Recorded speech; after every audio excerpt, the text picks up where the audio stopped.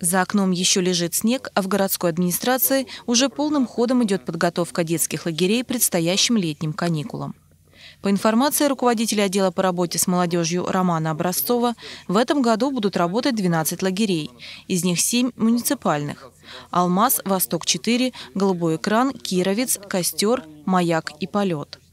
Мэр Александр Гусев, ознакомившись с документами отдела по обследованию этих объектов, усомнился в том, что некоторые лагеря смогут вовремя принять детей.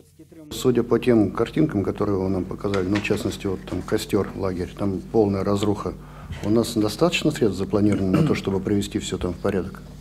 Ну, средств до конца недостаточно, но на большую часть это картинки были с второго неработающего корпуса, то есть из него было полностью все вывезено, весь мусор.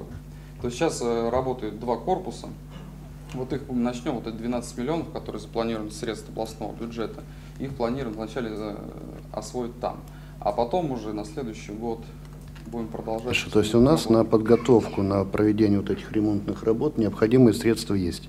Да. В городском и областном бюджете, да?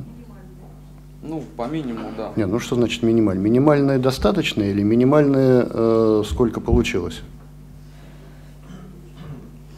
Нет, ну если мы не подготовимся, ведь нам же, что значит сколько получилось? Тогда каким образом вы собираетесь сдать их к приему детей, подготовить? Для сдачи лагерей финансовые средства есть. Сделать косметический ремонт, устранить замечания контролирующих органов.